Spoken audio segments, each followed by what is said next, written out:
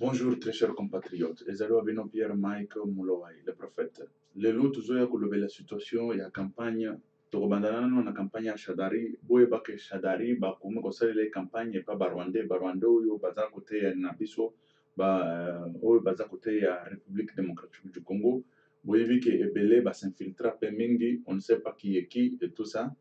Bon bakomi kosalela ye campagne donc tokotyela bino nano belili bomona campagne bazoloba na kine Rwanda baza barwandais mais bakomi congolais. Bon ce n'est pas aussi tokende totala nano belili après on va commenter là-dessus après tokolobela pe sujet mosusu totala nano belili ndenge bazolobela Shadari epa barwandais bazokende kosala campagne mpona Shadari teritware yose umuntu wese ufite umutima w'Imana ushaka igihugu cyacu gitera imbere adufashe gutora abandi basore bo tuberetse adufashe no kudutorera president wacu Emmanuel Ramazani Shadari numero 13 murabyemeye niba mubyemeye nimushaka bako hejuru ndebe mu karere kose teritware yose umuntu wese ufite umutima w'Imana ushaka igihugu cyacu gitera imbere adufashe gutora abandi basore bo tuberetse adufashe no kudutorera president wacu Emmanuel Ramazani Shadari numero 13 murabyemeye niba mubyemeye nimushaka bako hejuru ndebe voilà et touti komona bino moko bouti ko constater ndenge to biso nyonso tomoni ndenge bazosalela campagne Shadari bazosala campagne mpona Shadari wana ezali barwandais oyo baza na ngambo. Bon très chers compatriotes wana boyebi ke babomi biso mingi banani babomi biso baza barwandais c'est-à-dire que bato oyo bauti na bamboka mosusu baye kokota chez biso toza wana bapoto eza na ebele bavotaka pe jamais basi bazwa machette po bakende koboma ba espagnol baboma ba français baboma ba italien ou ba allemand parce que bango balingi basaccaparer na pouvoir ou balingi basaccaparer na mabele et tout ça. Non non, na mboka bato ugosenga nationalité ndenge il faut basenga ou papier à résidence ndenge il faut senga papier à résidence bapesa yo résidence ofanda fanda pe kimia fanda pe yake uzana problème na mutute ulingi okota na politique. C'est vrai que okota na politique yake politique neti ya shebiso wana kokende koyiba kosala soki nini mais non shebiso boyebi barwandais ndenge bakota na politique et mabe nini basali biso. C'est ça le grand problème parce que mabe wana soki ke bosali ba français ndenge wana jamais bakondima. Tout d'abord chaque jour awa na France ozomona Marie Le Pen azolobela kaka ba immigré des immigrés chaque jour na radio tana kendaka na France vacances nalenga quand même kokende na une vacances na France mais chaque jour on parle que des immigrés. Chaque jour, c'est-à-dire que les débats là-bas, c'est les immigrés. Mais ce qui est na Congo, tu bandes kolobela ba immigrés ndenge wana mbele bazolo batuza ba xénophobe. Ce que tu bandes kolobela ndenge balobela ka ba immigrés na France. Parce que chaque jour à la radio, on parle que des immigrés. Hein? Biloko wana, je me rappelle, il y a de cela 10 ans passés, camarade Nangamoko, pas même 10 ans, ça fait longtemps, ça fait 15 ans, 16 ans passés. Aza nigérien, aza qui na France wana, chaque jour kaka, ou non, des immigrés, chaque jour à la radio, chaque jour à la télévision, c'est la même chose. À Kenda, Canada. Mokolomususa benganga azoloba, kuna okofanda nyete, chaque jour on parle que des immigrés, chaque jour, matin, midi, soir, na France. Mais chez biso tokolobela makambo te o barwandais bakoti bazokende koboma biso et puis eza na bato moko bazokende kobenga ba groupe moko non identifié. Quand on parle de groupe non identifié, eza groupe barwandais basangani bazui to ba moi marionnette moko ba congolais batie wana ale babandi koboma bato wana na nani en complicité avec Joseph Kabila oyo afandi na kiti na présidence chez biso ay esika ngo nzambe motongo. Comment akoma wana na complicité ka ya biso ba congolais ebele baza pe na kati ya baza na kati ya opposition hein oyo nga na kozanga koloba te baba kyungu wana vraiment je regrette ka mingi pona komona mutu ya lolenge wana akenda kondima biloko wana eza kaka yete bango nyonso classe politique mobile bakenda kondima parce que il y a quelqu'un là ici je ne sais pas en Belgique, Louis Michel avec 4 couilles. Il vient, il vous dit, vous tous 80 millions là de Congolais, non, prenez celui-ci parce qu'il est, le fils du président, il faut qu'il soit président au Congo. Et puis, vous aurez une condamnation. Vous aurez une condamnation. wana ce sont des Congolais, c'est-à-dire que des opposants congolais, pas même des opposants congolais, même les gens qui étaient au pouvoir, tout le monde, c'est-à-dire que la classe politique congolaise, ils n'ont même pas de couilles pour pouvoir dire à ces messieurs-là, hé, toi, monsieur, toi, le monsieur, c'est qui encore? Lui, c'est Louis Michel, c'est lui qui est encore. Hein? Va faire là chez vous. Ça, il faut aller le faire là chez vous. Ou en Belgique. Vous voulez installer cet homme ici président, vous devez l'installer chez vous en Belgique, pas ici au Congo. Le Congo, c'est pour le Congolais.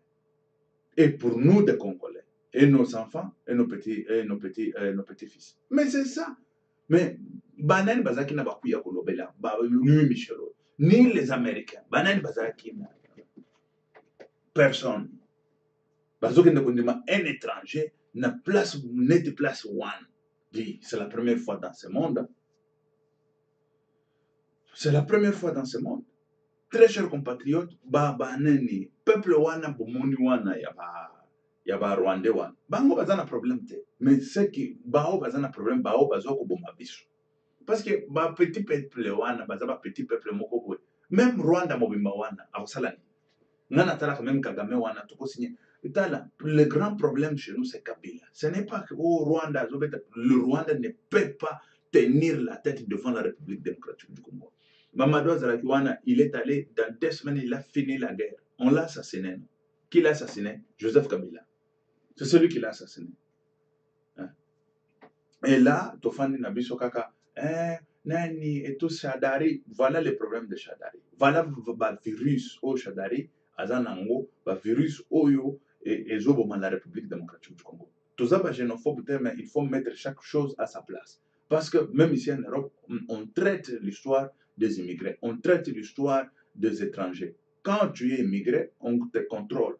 Et voilà, on sait comment te contrôler. Même si on te donne la nationalité, mais on sait comment te contrôler. Et c'est comme ça. Et puis, on donne à n'importe qui la nationalité. On donne à celui qui vale bien la nationalité. Et c'est ça même le problème. Les sénateurs chez Bissokuna, xénophobe, mais non. Qui est Rwanda et côté na Congo. Oui, et côté nango, na ndenge bazo baluka et tout ça. Ako ndimana yake ndeko fanda na Congo et tout ça. Mais ce n'est pas que ofanda na Congo, okumi mokolo mabele, obomaka congolais, pour yo ya ofanda. Ça, on vous dit que on va lutter jusqu'à notre dernière énergie. Ça ne peut pas se faire. Et puis, ça, tous en guerre. Il faut que bakango que tous en guerre contre les médiocres, contre les criminels, oyo, bazoya konan. Kwa take biso ba congolais matin midi soir po ba bomaka biso. Et puis biso to fandi nye to zotala. Lelo ba komi ko salela Shadari campagne. Pourquoi? Parce que Shadari, de vrais Rwandais, bao baza conscient. Bao ya même eskangote. Bao ba botika ba politique on a ba congolais ba sala politique na bango. Bazo kende pour na nini okende kota Shadari? Parce que ba yebi ke Shadari azobo ba congolais na profit na bango. Mais c'est ça. Comment est-ce que yo kondim okende Rwanda, babo makaba Rwandais au profit ya biso ba congolais? Et que ça le matin. Non. Ne tuez pas des Rwandais. Chez nous, nous avons la terre. Si vous voulez tuer des Rwandais pour que nous, on remplace les Rwandais à leur place ou dans leur sol, vraiment désolé, on ne peut pas le faire. Et c'est clair et net comme de l'eau à boire. Et ça, bongo. Mais chez Bisso, non. C'est-à-dire que Bazok Bomabiso Shadari a Fandouana, à la Kilamamabe. Voilà. Bon. Et après, on a tout ce qui est développé. La situation, c'est qu'il y a campagne, où ils ont battu son plein dans la République démocratique du Congo. Très chers compatriotes, la situation est tellement difficile. Et ce qu'on a comme on a tellement difficile. Bilili yangomoko ekoloba. Bon, kende tokomona bilili yangomoko ekoloba. C'est quoi? Le grand problème, c'est quoi? Je voudrais vous dire que le grand problème dans la République démocratique du Congo, est les politiciens, les opposants. Tout d'abord, Koutou, Bandeko. Ceux qui bomoni batongo nenga bayambi bango, bakote wana. Mais bango yosu basali plein na plein. Ok, Shadari asali, mnani, Félix Tshisekedi, Fachivite, basali plein moko ya kosala te. Boki, nani, Toloba, Nagoma ezali Fayulu, asali plein moko ya kosala te. Na Kivu, na c'était où esika bango bazalaki. Voilà. Wana na Nord Kivu. Na Nord Kivu ezalaki Fayulu. Mais sikoyo bango bazalaki bakote, excusez très chers compatriotes, il y a quelque chose oyo voilà. Na Bukavu, voilà. Na Bukavu esika bakamere bazalaki Bukavu na Fativite toloba. Na Bukavu basali plein moko kosandate. Bon, ce n'est pas que bango moko nde basali ba plein. Ozokende kuna okuti sikoyo Fayulu plein moko kosandate tozotela bino bilili po bokende bomona. Soki bato nyonso wana basanganaki mbele victoire ezali certaine, mais bango bazokende kotala ba intérêt privé, ba intérêt personnel na bango moko ya ba poche na bango ya ndenge bango ba oyo bakoma ba chef ba oyo bakoma soki ndenge nini. C'est ça le grand problème. Et quand on parle d'un troisième glissement, mais ça on ne comprend pas là tokoya pour développer ango à la prochaine. Mais to kende nano bomona makambo oyo ezoleka bakote wana ba campagne oyo ezosalema bakote wana. Après tokende koyeba tokoya ko commenter encore et encore. Zela awa na éviter soki ke volume et kobema. Alors bazo benga biso en direct. Allô? Bon, balingaki ba participer na émission, mais malheureusement ça ne passe pas, c'est depuis les États-Unis ou Canada, une histoire comme ça. Voilà. Et voilà, la situation est à bongo. Situation est à tokende tomona sikoyo ba campagne ndenge esalemi na ndenge moko ya jeté babisika ngo nde tokende komona tozobanda na Fayulu. Après Fayulu nde tokokoma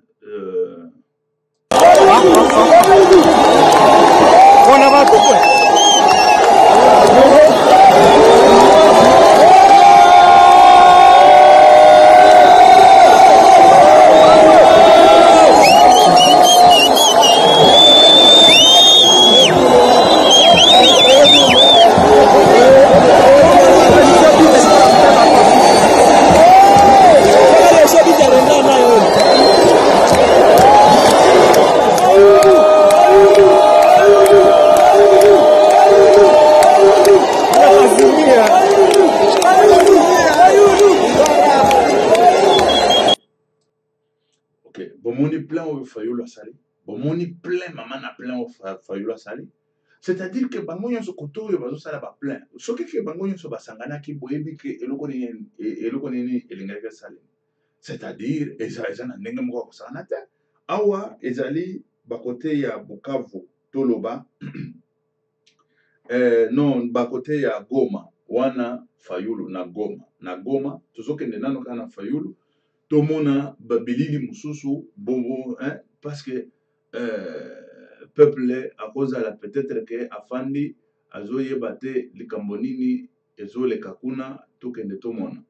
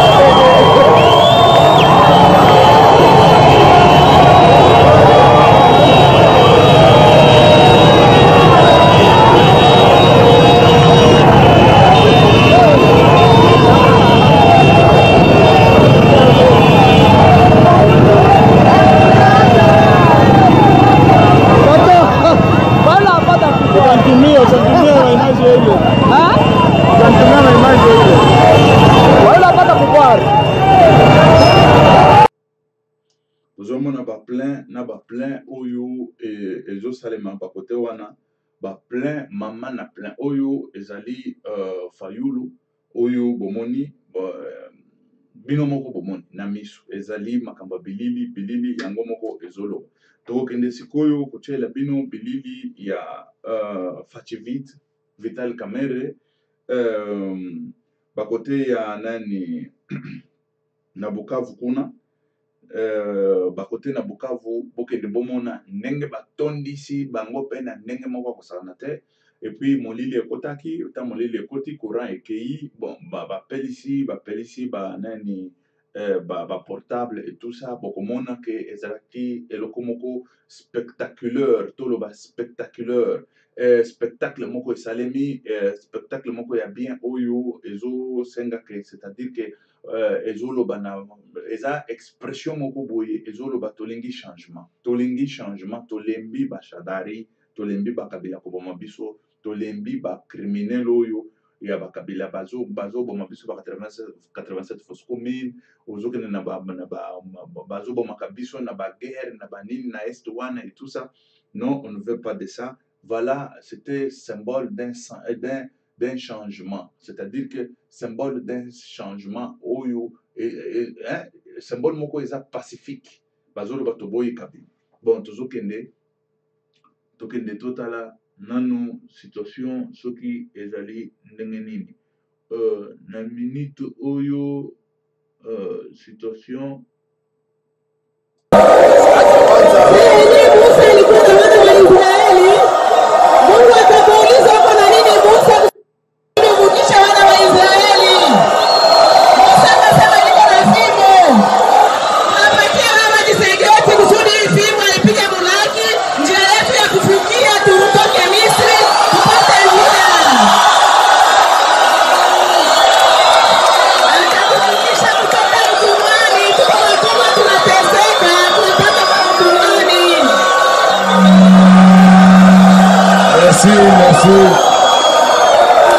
Merci. Bukavonyanya. Mimba basta portable. Aqui está portable.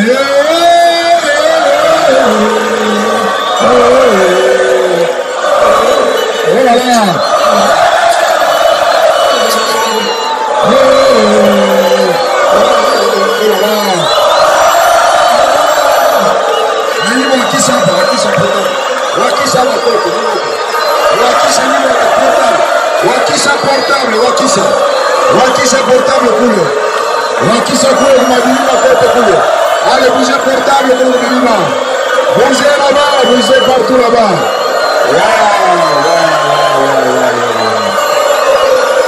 Et les zéros à la tête de monde. Et les zéros à tête à vivre à l'eau. Jamais, au moment meeting, il y a l'euro boyé, peut accompagner le lieu. Plus de 350 000 personnes. Kolongo hakuna na aéroport ti awa c'est plus de 750 000 balso atika na zera mais awa pona l'automne c'est awa c'est 350 000 awa l'automne c'est awa batoto Bukavonyanya président de la République du 23 décembre 2000 ici pour Tshisekedi Enyanya Bukavu.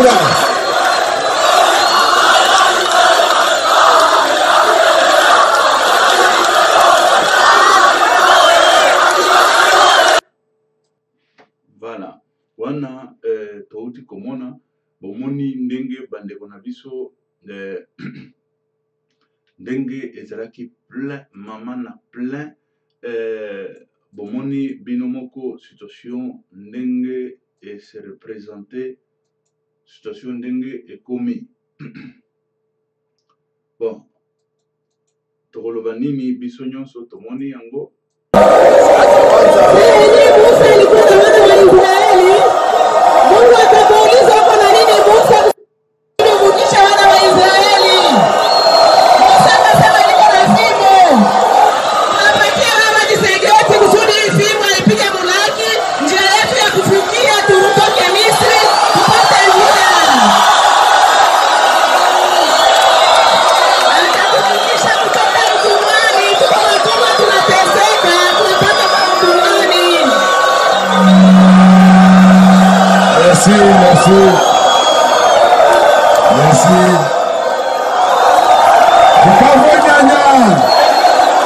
Limba basta, portable. Aquí está portable.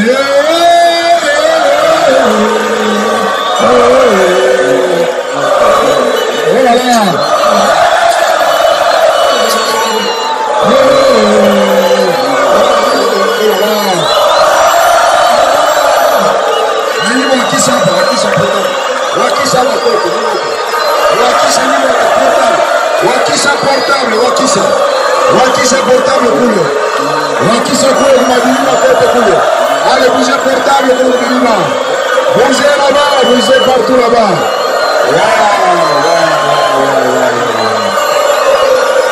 Et les zéros à la tête, le monde là-bas. Et les zéros à la tête, à vivre là-bas.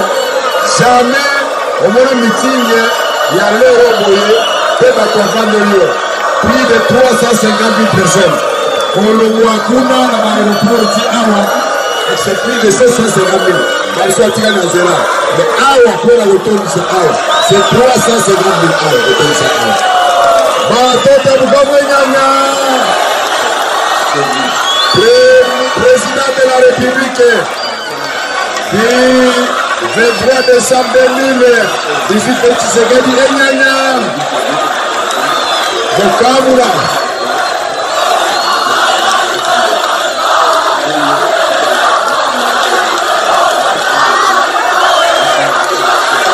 Na bango wana elingaki ezala likambo mosusu elingaki koma likambo mosusu mais on ne sait pas comment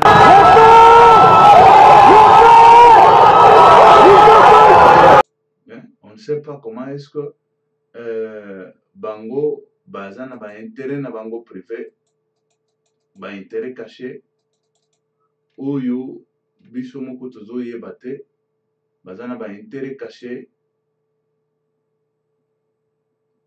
Voilà. Bazana ba intérêt caché.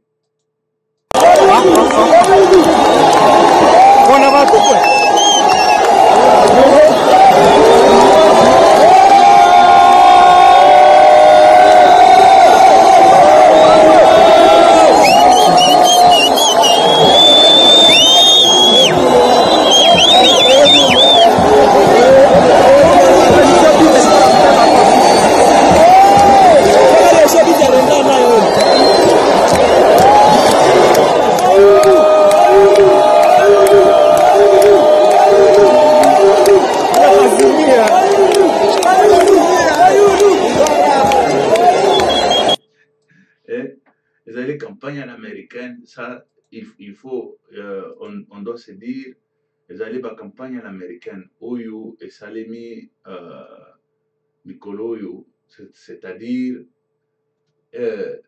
Bande Wanabiso,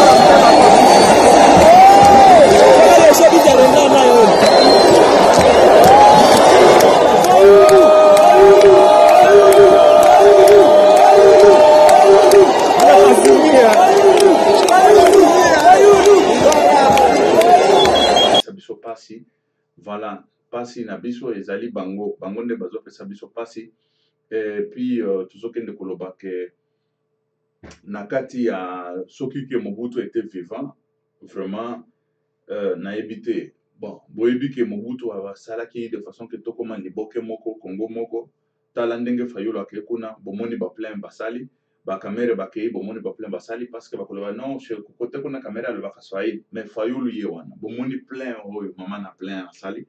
Bon, bandeko, ça c'est déjà ma valeur oyo Mobutu atikelaki biso ba valeur oyo vraiment non, si Mobutu était vivant je serais parti nakende kopesa ekran nano moi merci.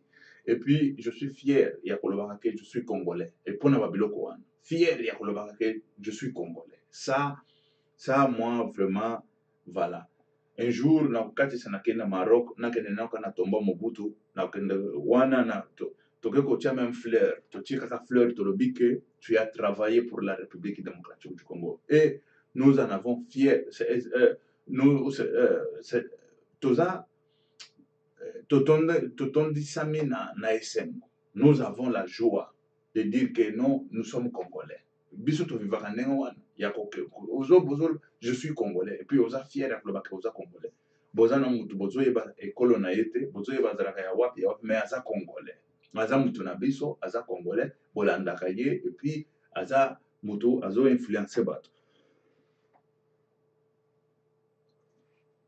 Wana ezali eloko moko malamu, eloko moko oyo toza nango oyo batikelaka biso. Mais sikoyo ba politicien na biso ya sikoyo tozoloba bakotikela biso nini? Parce que Kanambe azotikela biso massacre, tuerie, vol, détournement de fonds publics, nani détournement de fonds ya ba banque ndenge bango banoke na kubimisa mbongo ya ba banque bazokende nango et c'est ça. Nde biloko oyo Kabila azotikela biso. Shadari azoya nini? Kaka biloko moko wana kokosa c'est-à-dire que mensonge ozo koloba na bato ke oyo tokotongela bino ba autoroute botangela biso ba autoroute oyo Kanambe atongeli biso botangela biso kombo ba autoroute oyo Kanambe atongeli biso.